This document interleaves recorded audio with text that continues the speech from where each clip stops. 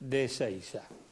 Bueno, vos los conocés bien a Diego, presentalo vos, Jorge. Diego Seigman es un psicólogo que ha puesto en el diván a la política, argentina. Es notable la repercusión que tiene. Es notable.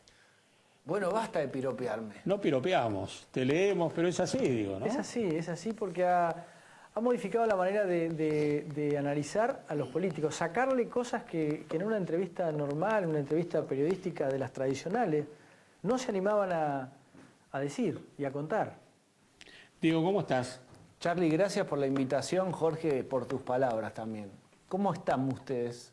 No sé, decinos vos que sos psicólogo. Los veo bien, preguntando, afilados. Bueno, en realidad, digamos, yo quiero decir una cosa que es importante.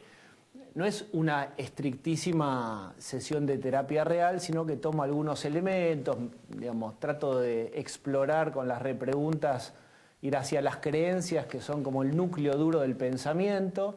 Eso me lo dio quizás la psicología, poder escuchar, no guiarme tanto por un cuestionario y dejar abierta la apertura, como si fuera un ajedrez, que juegue el otro primero, la primera pieza, ¿no? Y ahí te encontrás sorpresas.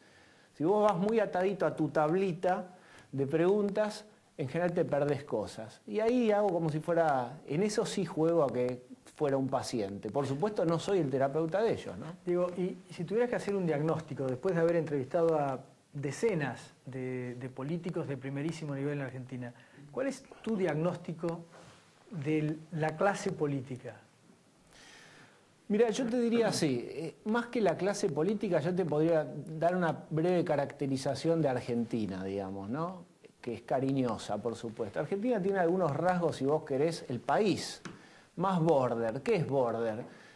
Le falta como una estructura consistente de personalidad y por eso busca líderes fuertes, como si fueran parejas fuertes, que los ayudan a armarse. Y Argentina tiene una historia desde Perón, Kirchner, Alfonsín, Menem, y si vas para atrás, Roca, Mitre, tipos muy fuertes que han sido como los líderes que han podido llevar adelante el país, ¿no?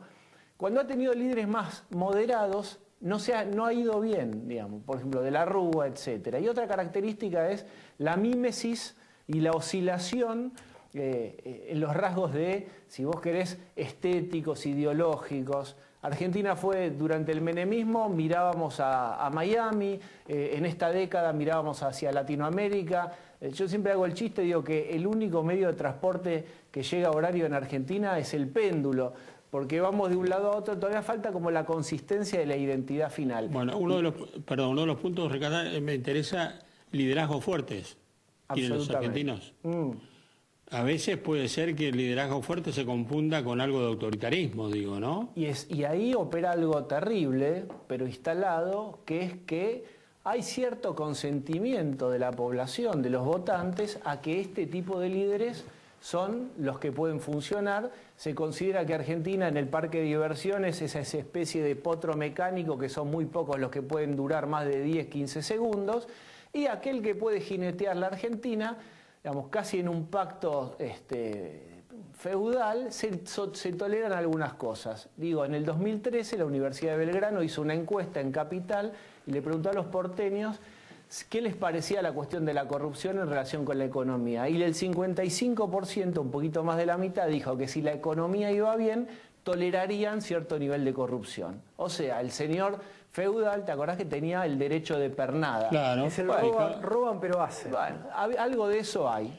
O sea, líderes fuertes, tendientes a un autoritarismo, o sea, hay corrupción pero anda bien las cosas. Y hay una cosa terrible que ocurrió también que quedó, ¿se acuerdan de los perros de Pavlov y del reflejo pavloviano? Sí. Digamos, cada vez que vino alguien a ofrecer honestidad en los últimos, digamos, 20, 30 años, ha ido mal. Y entonces el argentino asocia el honesto o al moderado o al que no tiene rasgos autoritarios con el débil. Este es un profundo hecho traumático que se profundizó seguramente desde el 2001, con esa experiencia terrible, donde frente al menemismo que venía digamos, de la exuberancia, de este líder muy carismático pero también muy autoritario y sospechado, aparecía de la Rúa como la contracara y nos fue muy mal. Fue una experiencia ahí que asoció la palabra honesto con el triunfo de los vivos. El triunfo, exactamente. Es el triunfo de los vivos.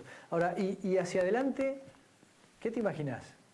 Bueno, uno de los fantasmas que da vuelta es el de la gobernabilidad. Por eso me parece que es importante el de la última foto de Tucumán.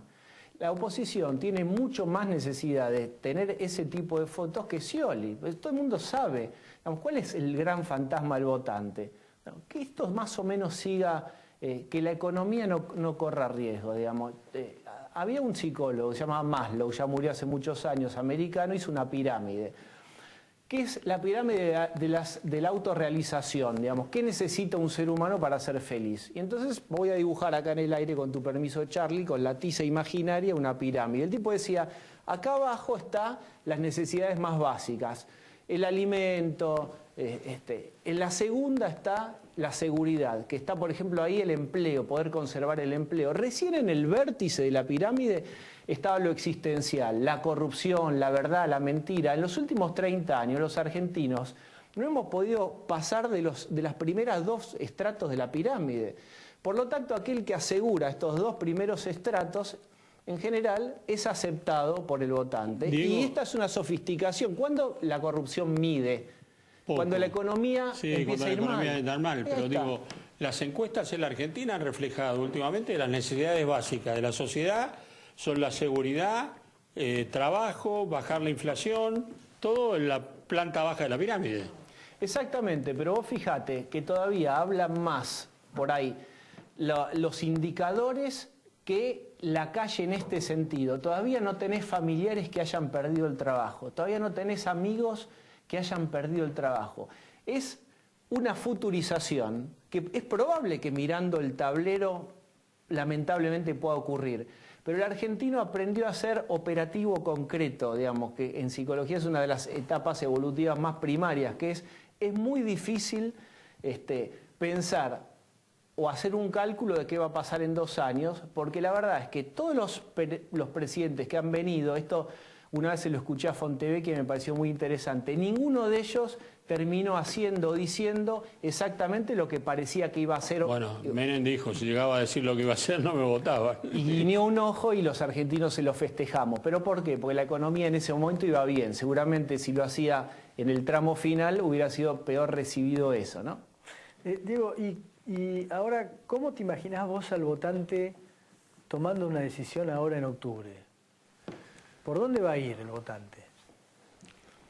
Es muy interesante. Me parece que lo que va cobrando fuerza, Charlie, vos lo mencionabas en tu apertura, vos en tus preguntas, es la necesidad de una nitidez en el discurso. ¿Qué es exactamente lo que van a hacer? Que hasta ahora para mí no fue satisfecho. Vacuamente, hasta se exhibía como si fuera un mérito, esta cosa en medio del consejo de Maquiavelo, de nunca digas exactamente qué vas a hacer, y había palabras que eran prohibidas como tabú, como devaluación, como ajuste, y que vos fíjate que han salido a la cancha en los últimos días. Terráneo el otro día generó medio un escandalete cuando dijo, venga quien venga va a ajustar o devaluar. Son palabras que en general están asociadas muy negativamente. Y fíjate que poquito a poco, con eufemismos, con vueltas de tuerca, diciendo que no solamente... Lo que decía al principio Jorge, ¿no? El tema de la devaluación ya está, no lo pueden ocultar más. Pero Tienen Charlie, que tomar una posición. Ya las facturas de gas, yo pagué de 87, parecía 950. Lo que pasa es que no sale... Hay una cosa que el kirchnerismo puso en escena muy inteligentemente. Se hace, pero no se dice. Exactamente. Aquellos viejos y anuncios... Si vos le decís que no lo dijeron, te desmienten. Te desmienten. ¿Te acordás de López Murphy diciendo hay que recortar, mirando acá? Se terminó eso.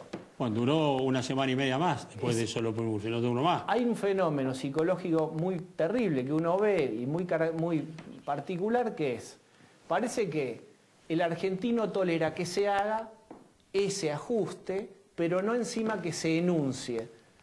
Yo creo, y es una teoría absolutamente personal, que es que porque nos priva de la capacidad de negación. Digamos, si yo estoy pagando más el gas, pero no hay alguien que me lo refrenda por televisión, a lo mejor el impacto emocional es menor.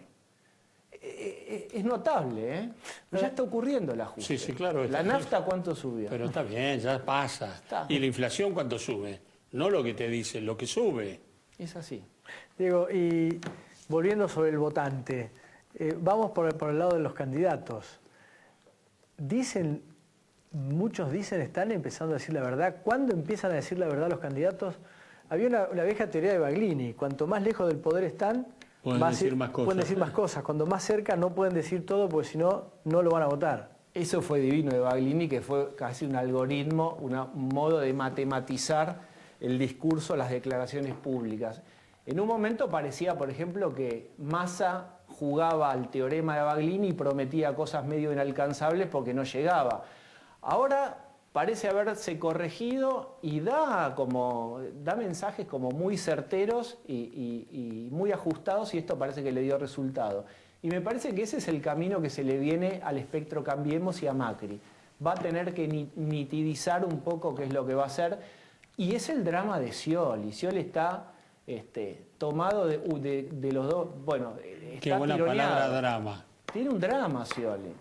Que no lo puede resolver. No, está tironeado por el discurso kirchnerista y además tiene que ir a pescar a la PC de los independientes. El otro día lo llevó a Bain, al programa de Fantino, a presentarlo como sería, tomar distancia un poco. Sí, pero hablaba Bain.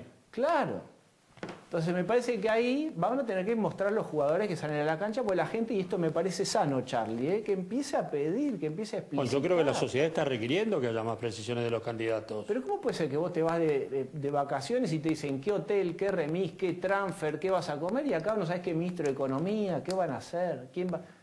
Son 4 años. Bueno, eso también es un viaje turístico que dura 4 años. Está provocando desinterés en la gente en la votación. Todavía hay un 30% en la Argentina que no mira con mucha atención las elecciones. Mucha gente va a empezar a ponerse en foco en las elecciones cuando falten 2 semanas, 3 semanas, cuando empiecen a tener un bombardeo informativo mucho más fuerte. Diego, nos queda un minuto, pero te quería preguntar esto. Yo pienso que estas elecciones son trascendentes para la Argentina. Se acaban 12 años de kirchnerismo, tiene que surgir una cosa nueva. ¿Los políticos te reconocen eso o no piensan así? Mira, el kirchnerismo duro está absolutamente convencido de que transformó y refundó la Argentina desde el 2003. El otro día me lo decía Aníbal Fernández, me dice, vos no sabés lo que era, yo mandé a mi familia a Villa Gesell en el 2001. Están convencidos de eso, probablemente algunos elementos sean reales. Me parece que hay un montón de temas que han quedado instalados y fundados, digamos, la cuestión de los medios me parece que ha quedado en debate, la cuestión de extranjerizarse demasiado o no ha quedado en debate, tanto han quedado en debate que hasta Macri o el espectro Cambiemos tuvo que modificarse. Pero esto está bien, la plasticidad es un recurso de personalidad que es valorable. Diego, el que sea plástico gana. Gracias por haber venido, ha sido un gusto conocerte. Igualmente a vos, Charlie. Jorge, gracias, como siempre, muchísimas gracias, amigo. Igualmente. Es un gusto tenerte con nosotros. Es un placer. Terminamos acá esta edición de 14 días, nos reencontraremos el domingo.